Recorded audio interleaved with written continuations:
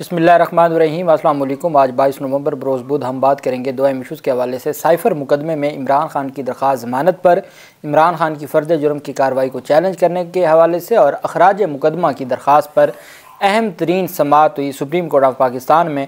और आज बाकायदा तौर पर जस्टिस याहिया आफरीदी साहब ने ये डिस्क्लोज़ कर दी अपना माइंड के साइफ़र का गुम होना कोई जुर्म नहीं है। अहम तफसीलात हैं जो मैं आपके साथ शेयर करूंगा। सबसे पहले तो हम बात कर लेते हैं इमरान खान की दरख्वास्तों पर। आज इमरान खान की जानिब से जो अपीलें थीं फ़र्द जुर्म की कार्रवाई और उसके साथ जो दूसरी कार्रवाई थी अखराज मुकदमा की जो खारिज हुए थे, ये दो फैसले थे आमिर फ़ारूक के। फ़र्द जुर्म की कार्रवाई के ख़िलाफ़ अपील थी जिसको बरकरार रखा था आमिर फ़ारूक ने, और अखराज मुकदमा की दरख्वास्त खारिज करने के ख़िलाफ़ अपील थी। हामिद खान साहब, सीनियर कानूनदान हामिद खान साहब पेश हुए। 3 रुकनी बेंच था, जस्टिस सरदार तारिक मसूद साहब और उनके साथ जो जस्टिस याहिया आफरीदी साहब और जस्टिस आयशा मलिक साहबा थी। ये 3 रुकनी बेंच था जिसने समाअत की। आज जस्टिस सरदार तारिक मसूद साहब ने आखिर में कहा कि चूँकि आज नोटिस होना था तो अब ये ना हो मीडिया ये चला दे कि जज साहब का मूड ठीक नहीं था, इस वजह से उन्होंने ज़मानत नहीं दी। उन्होंने ये बात भी आज इमरान खान की दरख्वास्त ज़मानत की समाअत के दौरान की। सुप्रीम कोर्ट ऑफ पाकिस्तान में इमरान खान की साइफ़र केस में फ़र्द जुर्म की कार्रवाई के ख़िलाफ़ दरख्वास्त पर वकील जो हामिद खान साहब थे, उन्होंने इस्तदा की कि जनाब इस दरख्वास्त को, इस हमारी अपील को फ़िलहाल मुलतवी रखा जाए, चूँकि इस्लामाबाद हाई कोर्ट का फ़ैसला आ चुका है और मैं अभी उसको देखना है कि आया हमने इस अपील को वापस लेना है या हमने इसको चलाना है। इसके लिए इस्तदा ये है कि इसको मैं अभी वापस लेना चाहता हूँ। चूँकि इस्लामाबाद हाई कोर्ट के फ़ैसले के बाद फ़र्द जुर्म की कार्रवाई ख़त्म हो चुकी है, फ़र्द जुर्म की कार्रवाई भी कलअदम हो चुकी है। लेकिन चूँकि हामिद खान साहब एक सीनियर वकील हैं, उन्होंने रिस्क नहीं लिया कि मैं यहाँ से वापस ले लूँ अपील और उसके बाद पता नहीं आगे क्या मामलात बनते हैं, हुकूमत उस इंट्रा कोर्ट अपील के फ़ैसले को चैलेंज करती है, वो मामलात किस तरफ जाते हैं। तो इस वजह से उन्होंने आज अपील को वापस नहीं लिया या उसको गैर मौसर नहीं होने दिया, बल्कि उसको मुलतवी करवाया और ये इस्तदा की कि इसको फ़िलहाल मुलतवी किया जाए ताकि मैं इस्लामाबाद हाई कोर्ट का अगर तफसीली फ़ैसला आ जाए तो उसको भी देख लूँ और उसके बाद फिर हम फ़ैसला करें कि हमने ये अपील वापस लेनी है या क्या करना है। जस्टिस सरदार तारिक मसूद ने रिमार्क किया कि हाई कोर्ट फ़ैसले के ख़िलाफ़ आप नई अपील भी दायर कर सकते हैं। चेयरमैन PTA की ज़मानत का केस जो है वो बाद में सुना जाएगा। और वकील हामिद खान ने कहा कि जो दूसरी दरख्वास्त थी पाकिस्तान तहरीक इंसाफ के चेयरमैन इमरान खान की जानिब से अखराज मुकदमा की, उस पर भी अदालत में समाअत हुई। तो हामिद खान साहब ने कहा कि कल इस्लामाबाद हाई कोर्ट का एक फ़ैसला आया है, इस्लामाबाद हाई कोर्ट के फ़ैसले की रोशनी में दरख्वास्त में कुछ तरमीम करना चाहता हूँ, इस्लामाबाद हाई कोर्ट के फ़ैसले का जायज़ा लेना चाहता हूँ। जस्टिस सरदार तारिक मसूद ने रिमार्क दिया कि इस्लामाबाद हाई कोर्ट का तो नया ऑर्डर आया है, जिस ऑर्डर के ख़िलाफ़ आपकी अपील है इसे हम अब भी सुन सकते हैं। हामिद खान ने इस्तदा की कि हाई कोर्ट में इंट्रा कोर्ट अपील के फ़ैसले का जायज़ा लेने की मोहलत दें, चूँकि अखराज मुकदमा की ये जो अखराज मुकदमा की दरख्वास्त थी इसमें बहुत सारे सवालात थे, बहुत सारी चीज़ें थीं।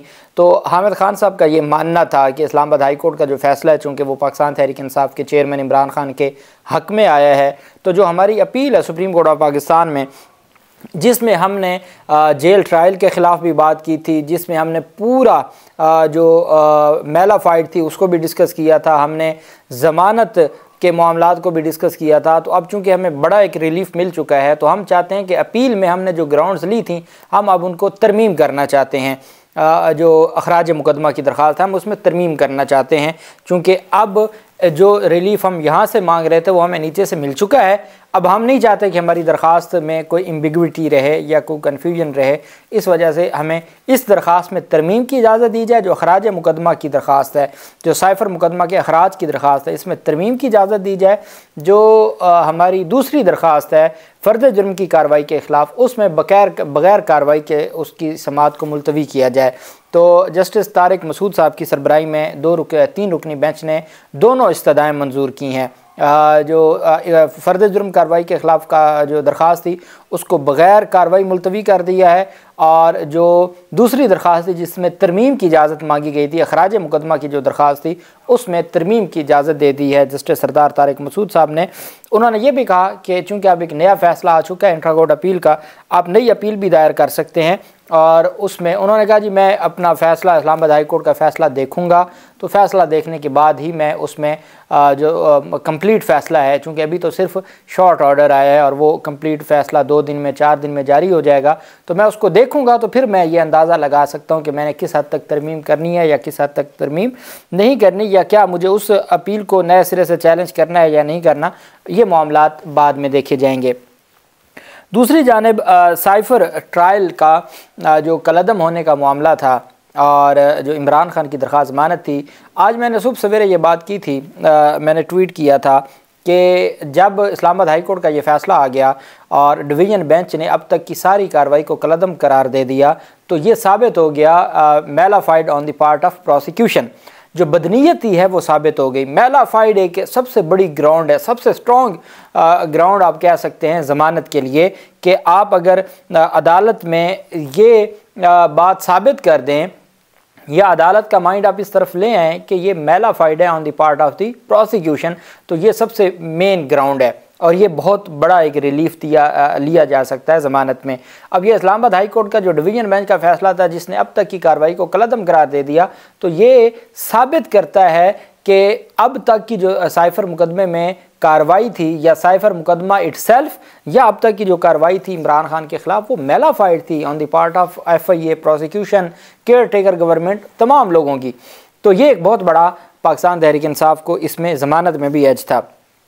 बहरहाल 3 रुकनी बेंच ने समाअत की और इस ज़मानत की दरख्वास्त में सलमान सफदर साहब पेश हुए। हामिद खान साहब उन 2 अपीलों में पेश हुए थे और सलमान सफदर साहब इन ज़मानत की दरख्वास्त में पेश हुए। सलमान सफदर साहब फ़ौजदारी लॉ के एक बड़े मंझे हुए वकील हैं, इसमें कोई शक नहीं है।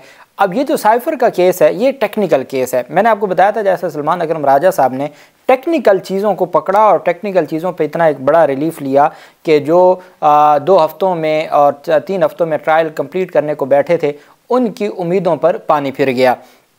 लेकिन एक बात बहुत अहम है, वो ये है कि यहाँ पर मेरा ये मानना है, मैं बड़ी इज़्ज़त करता हूँ सलमान सफदर साहब की, वो बहुत मुदल्लल दलाइल देते हैं, लेकिन सुप्रीम कोर्ट ऑफ पाकिस्तान में इस ज़मानत के केस में मेरा मानना है कि हामिद खान साहब या सलमान अकरम राजा साहब अगर इनको आर्गू करेंगे और इसको लेके चलेंगे तो बहुत बेहतर रिस्पॉन्स आ सकता है। अब भी कभी उम्मीद है ज़मानत की, लेकिन एक मैं अपनी राय दे रहा हूँ बतौर कानून के तालिब इल्म।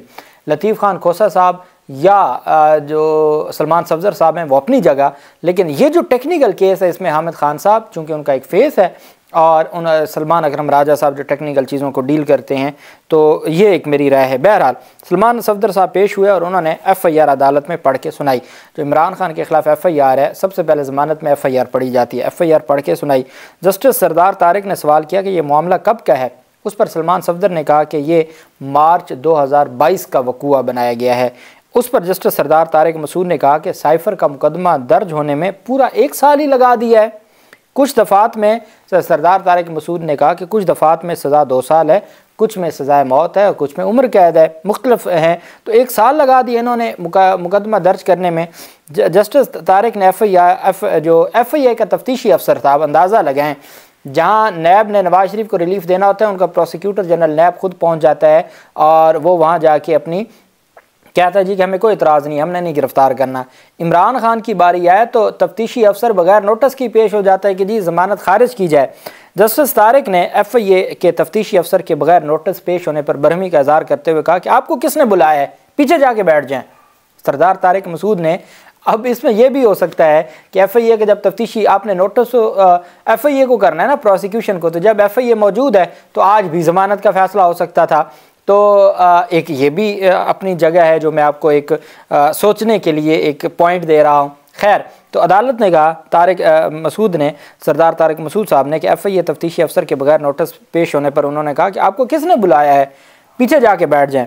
सलमान सफदर साहब ने इंक्वायरी रिपोर्ट और मुकदमे में इमरान खान पर लगे इल्ज़ामात पढ़कर सुनाए और कहा कि इल्ज़ाम लगाया गया है कि इमरान खान ने आज़म खान को साइफ़र को गलत रंग देने का कहा। इल्ज़ाम लगाया गया कि इमरान खान ने बिलवास्ता या बिलावास्ता रियासत को नुकसान पहुँचाया।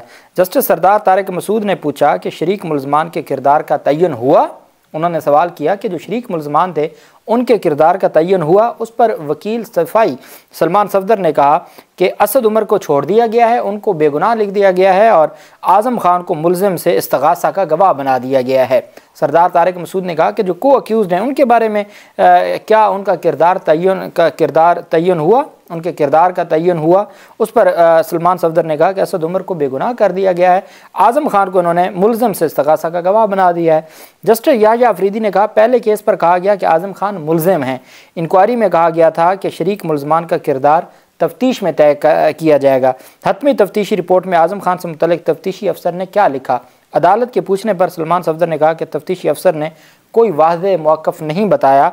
आज़म खान अगवा हुए और उनके अहल खाना ने मुकदमा भी अगवा का दर्ज करवाया। अगवा के बाद हैरान कुन तौर पर आज़म खान के 164 का बयान आ गया। इस पर जस्टिस सरदार तारिक मसूद ने कहा देखे ना, ऐसे फिर सच सामने आता है। आप अंदाज़ा लगाएं कि वो कहते हैं जनाब एक बंदे को गिरफ़्तार किया गया, अगवा किया गया, उसके बाद 164 का बयान सामने आया। सरदार तारिक मसूद साहब कहते हैं कि हाँ देखे ना, ऐसे ही सच सामने आता है। तो उन्होंने खैर तंज़न कहा रियासत के हवाले से, उन्होंने कहा देखे ना, ऐसे फिर सच सामने आता है। अदालत ने इस्तफसार किया कि साइफ़र एक सीक्रेट दस्तावेज़ था या नहीं। सलमान सफदर ने कहा कि साइफ़र डी क्लासीफाई होने के बाद सीक्रेट दस्तावेज़ नहीं था। अदालत ने पूछा कि डी क्लासीफाई होने से पहले क्या मुलज़िम ने साइफ़र किसी को दिखाया। वकील ने कहा कि इस दौरान साइफ़र किसी को नहीं दिखाया गया। अदालत ने सवाल किया कि साइफ़र हवा में लहरा कर बता दिया जाए, इसमें यह लिखा है तो क्या ये अबलाग के ज़ुमरे में आता है कि ये बता दिया गया इस ज़ुमरे में आता है। अभी हम इल्ज़ामात का ट्रायल नहीं कर रहे, इल्ज़ामात क्या हैं सिर्फ ये देख रहे हैं। जस्टिस याह्या अफरीदी साहब ने कहा कि इमरान खान उस वक्त वज़ीर आज़म थे, उन्होंने इजलास में साथियों से साइफ़र शेयर किया था। अगर वो साइफ़र पर साजिश कर रहे तो इस इजलास को क्यों रिकॉर्ड किया। कि अगर सिक्योरिटी कौंसिल का भी इजलास था, मुख्तलिफ़ कौमी इस्लामती कमेटी का जो इजलास था या काबीना का इजलास था, तो अगर इमरान खान को साजिश कर रहे थे तो उसको रिकॉर्ड क्यों किया गया।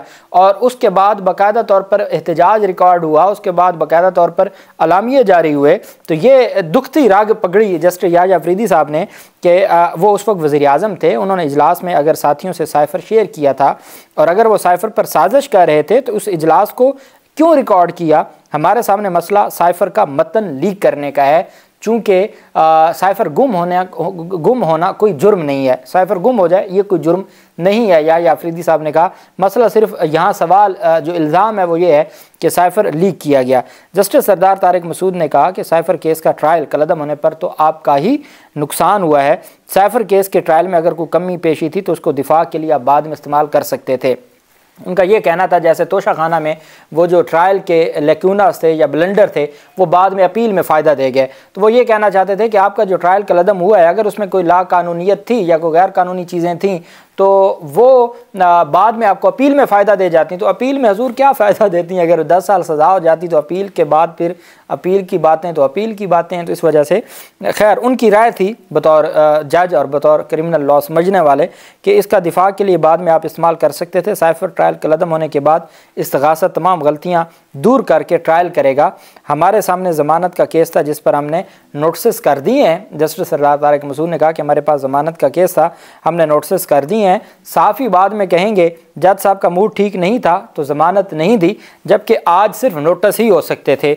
आज पहली तारीख थी और पहली तारीख पर प्रोसिक्यूशन को नोटिस जारी किया जाता है। ये ज़मानत बाद अज़ गिरफ्तारी है तो इसमें पहली तारीख पर नोटिस ही होता है। फिर साफ ही ये ना कहें कि देखें जी जज साहब का मूड ठीक नहीं था इस वजह से उन्होंने ज़मानत नहीं दी। साथ जो जस्टिस आयशा मलिक साहिबा की जानिब से सवाल किया गया वो बहुत अहम सवाल था।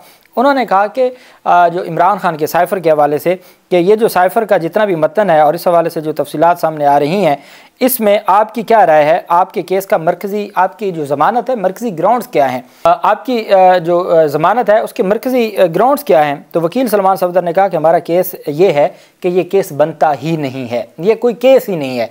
दूसरी बात यह है कि वो साबिक़ वज़ीर आज़म हैं, एक सियासी जमात के रहनुमा हैं, 71 साल उनकी उम्र है और उनको मुख्तलिफ पहले एक मुकदमे में गिरफ़्तार किया, फिर बकिया मुकदमात में एक बंदे के ख़िलाफ़ 150 से ज़्यादा मुकदमात बना दिए गए हैं।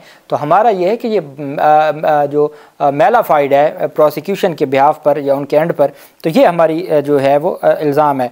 जस्टिस याहिया अफरीदी ने रिमार्क दिया कि इल्ज़ाम बुनियादी तौर पर कापी गुम होने का नहीं है, इसका मतन पब्लिक करने का है।